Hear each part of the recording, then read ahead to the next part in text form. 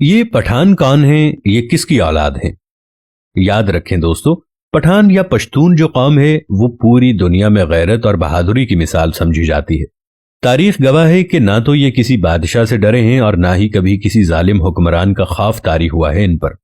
دنیا میں اب تک کئی بڑی بڑی اقوام نے متعدد بار پٹھانوں کو زیر کرنے کی کوشش کی ہے، مگر سب کے سب ناکام رہے، اور آدھی دنیا فتح کرنے والے سکندر اعظم نے بھی جب افغانستان میں اپنا قدم رکھا تو پختونوں نے دنیا کی سب سے بڑی منظم فوج کو بھی دھول چٹا کر رکھ دی، اور یہ سلسلہ امریکہ کو افغانستان سے بھگانے کی صورت میں آج تک ایسے ہی جاری ہے۔ آخر یہ پٹھان ہیں کون اور یہ کس نسل سے تعلق رکھتے ہیں، اور رسول اللہ صلی اللہ علیہ وآلہ وسلم نے ان لوگوں کے لیے کیا دعا فرمائی تھی؟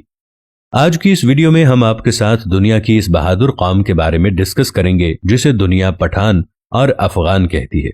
دوستو، افغان اس لیے کہتے ہیں کہ افغان حضرت سلیمان علیہ السلام کے ایک بیٹے کا نام تھا، اور ان کو جنات کی زبان کافی پسند تھی، لہٰذا انہوں نے اپنے والد سلیمان علیہ السلام سے کہا کہ آپ جنات کو آرڈر پاس کریں کہ مجھے اپنی زبان سکھائیں۔ لہٰذا حضرت سلیمان علیہ السلام کے حکم پر جنات نے افغان کو ان کی زبان سکھائی۔ آپ نے اکثر دیکھا ہوگا اپنے علاقے میں لوگ کہتے ہیں کہ یہ پشتو جو ہے یہ جنوں کی زبان ہے۔ اس کے پیچھے لاجک بھی یہی ہے، اور بعد میں یہی زبان پختون کے نام سے مشہور ہوئی۔ پٹھانوں کی اصلیت اور قومیت کے بارے میں جو روایات ہیں وہ یہ ہیں کہ پٹھان حضرت ابراہیم علیہ السلام کی اولاد میں سے ہیں اور حضرت اسحاق علیہ السلام کی اولاد ہیں، یعنی یہ لوگ اپنی قومیت کے اعتبار سے بنی اسرائیل ہیں۔ دراصل حضرت یعقوب علیہ السلام کا لقب اسرائیل تھا، اس لیے ان کی اولاد کو بنی اسرائیل کہا جاتا ہے۔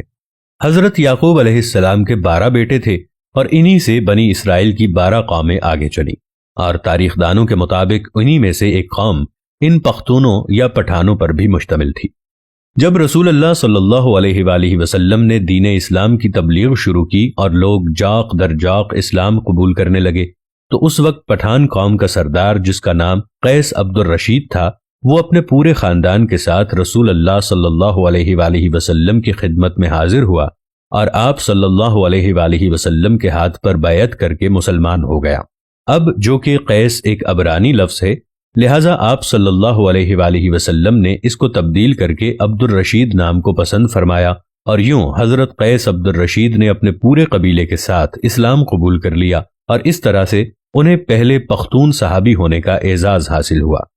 دوستو، یاد رکھیں آج دنیا میں پختون، پٹھان، افغان وہ واحد قوم ہے جن میں اسلام کے علاوہ کوئی اور دوسرا مذہب موجود نہیں ہے، اور اگر آپ کسی پٹھان سے پوچھیں گے کہ وہ مسلمان ہے یا پختون، تو آپ کو جواب ایسا ملے گا کہ آپ کے دماغ کی کھڑکیاں کھل جائیں گی کہ ہم پچھلے 5000 سال سے پٹھان، پختون اور افغان ہیں، اور جبکہ پچھلے 1400 سال سے ہم مسلمان ہیں۔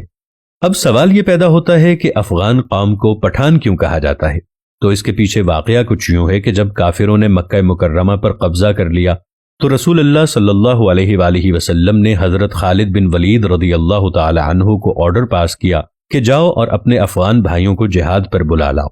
لہذا حضرت خالد بن ولید رضی اللہ تعالی عنہ کہاں گئے؟ حضرت خالد بن ولید رضی اللہ تعالی عنہ افغانستان کی طرف روانہ ہوئے، اور افغانی سردار قیس عبد الرشید کو رسول اللہ صلی اللہ علیہ وآلہ وسلم کا پیغام ارسال کیا، اور پھر جلد ہی قیس عبد الرشید کی قیادت میں افغانستان سے پختونوں کا ایک بہت بڑا لشکر مکہ کی طرف روانہ ہو گیا۔ شام کو حضرت خالد بن ولید رضی اللہ تعالی عنہ نے رسول اللہ صلی اللہ علیہ وآلہ وسلم کو یہ خوشخبری سنائی کہ افغانیوں نے آتے ہی مشرکین کا قتل عام شروع کر دیا ہے، اور تمام کافروں کا صفایا کر کے اب افغانی مکہ مکرمہ پر قابض ہو چکے ہیں۔